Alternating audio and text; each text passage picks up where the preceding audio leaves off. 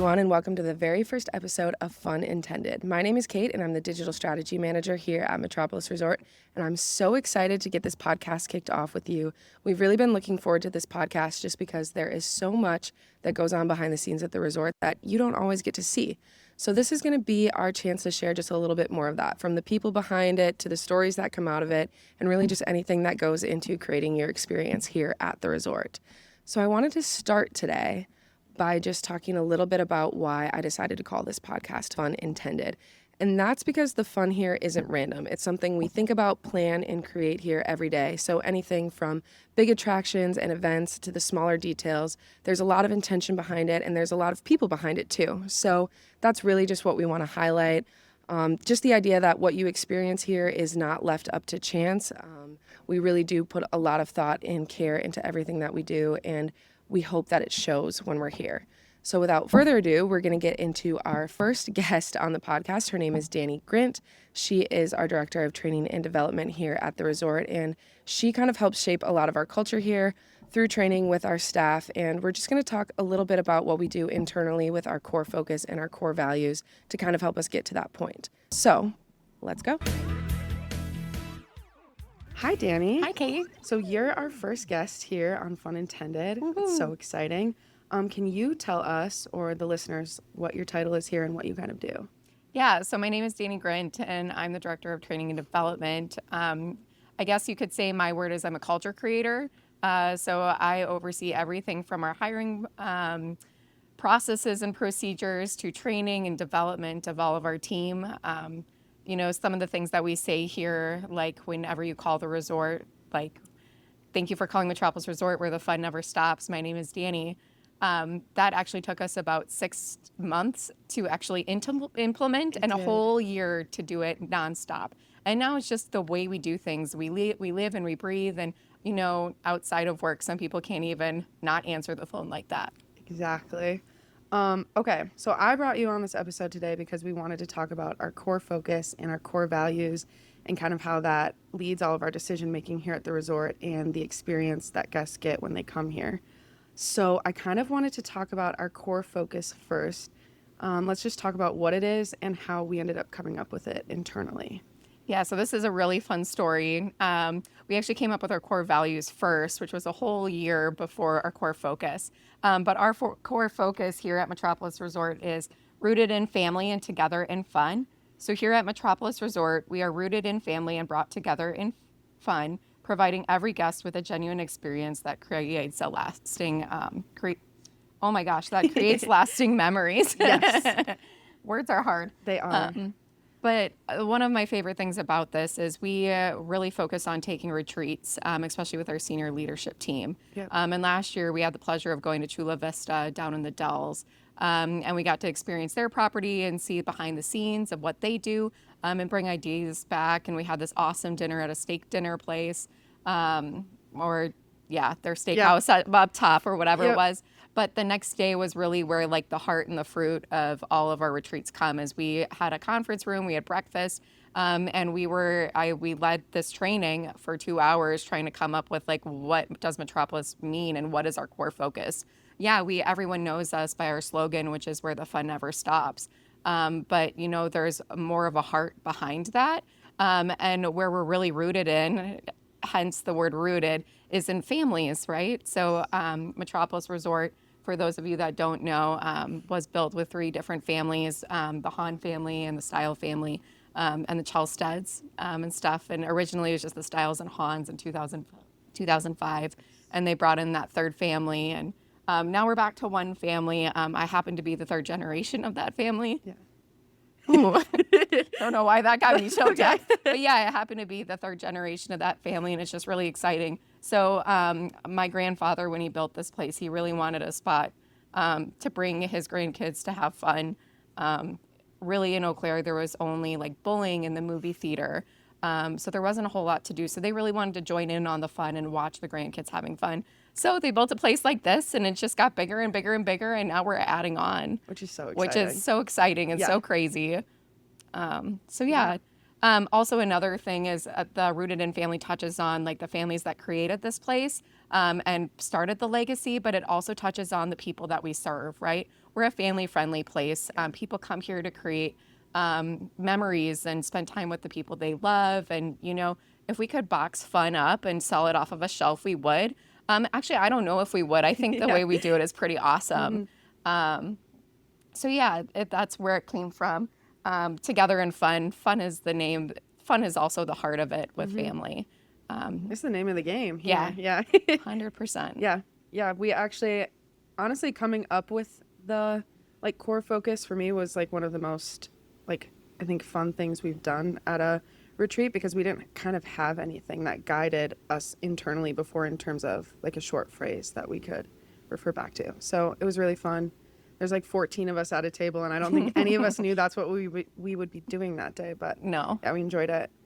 You mentioned that the core values had actually come about a year before that. Can you talk about those a little bit and how we came up with those? Yeah, so I'll talk about how we came up with our core values first, and then I'll go through what they are and what it means and how we use them on the floor and in every part of our operations and everything of what we do and who we are. So this also was a crazy idea. This wasn't a retreat, but this was, we rented a room at the public library in downtown Eau Claire. Yes, I forgot that's where these came from. Yeah, I did. Yeah. And our bot, that was, I think all of us, it was right after a holiday. I think it was right after the 4th of July, which probably wasn't the best time. So we were all sunburnt, sun-kissed, and had a really long weekend. And then our boss, our Sarah, booked this 4-hour time slot for us to really nail out some core focuses.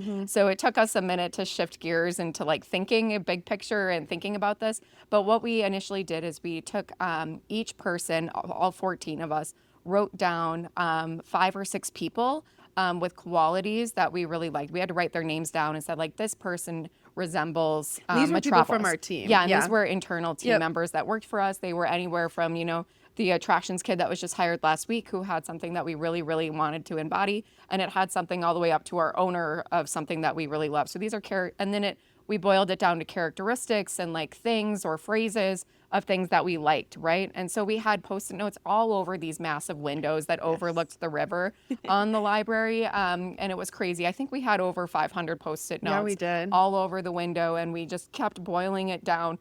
And we ended up with these 5 words. So our 5 words are compassionate, eager, integrity, diligent, and creative. So our first one, compassionate, we care. So we look out for our guests, our teammates, and our community. A simple smile, a helping hand, or a kind word can really make someone's day. We treat everyone with respect and make sure every guest feels welcome.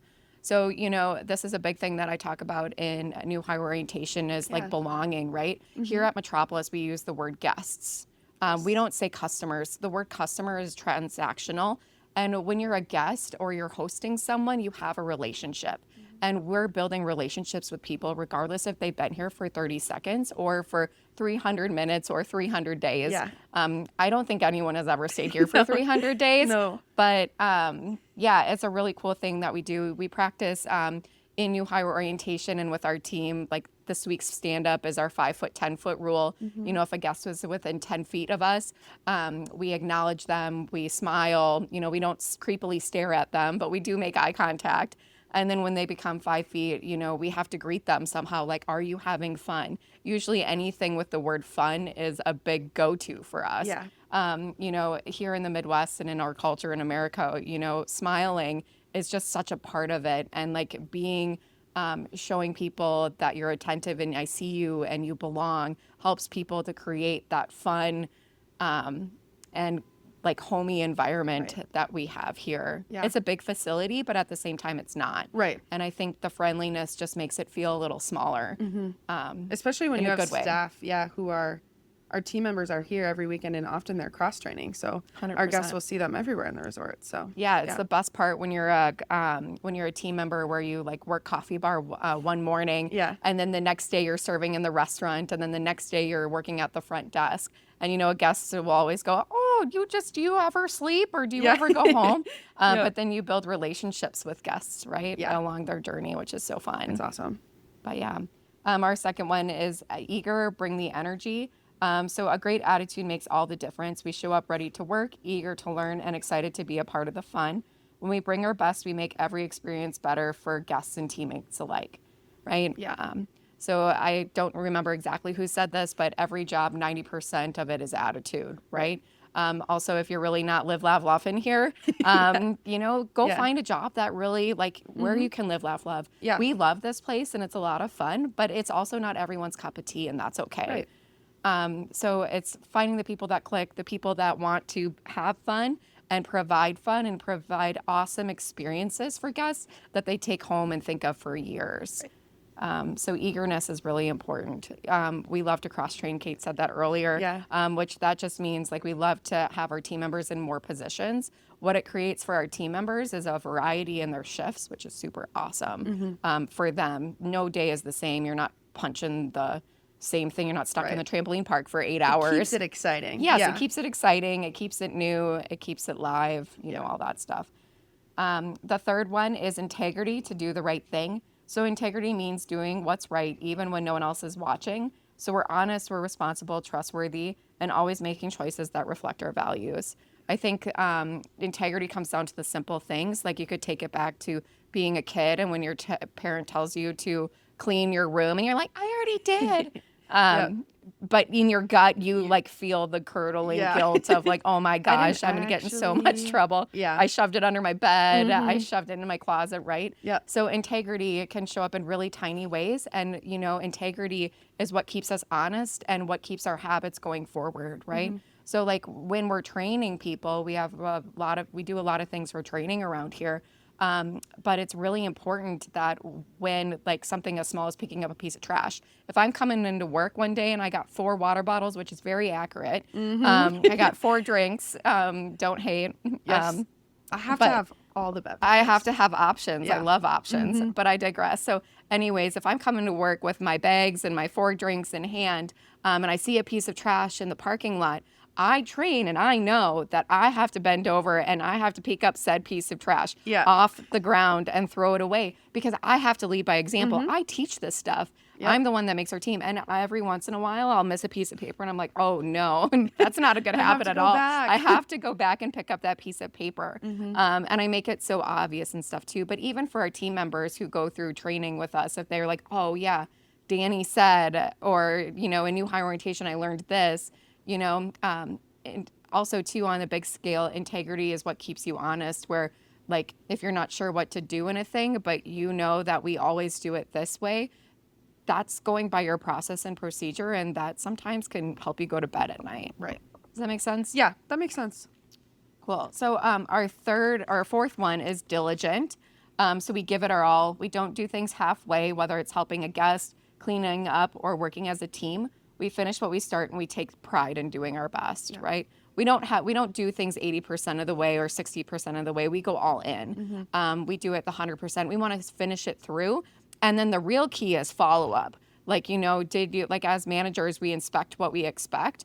So making sure that people actually follow through and do the things that we asked. And if they didn't, then we go in and we correct and we work with them and show them the proper way to do it. And then we watch them do it, and then we do it again. Yeah. It's the whole relearning process. Yeah, it creates so much of the consistency here. Yeah. Which is an ongoing, always, never perfect Right. task. Never. But it keeps us young, keeps us moving. we do our best. We do our best. Yeah. And the last one I want to talk about is creative. We think outside the box. So Metropolis Resort is one of a kind, and so are we. We embrace creativity, we find solutions, and make every experience special.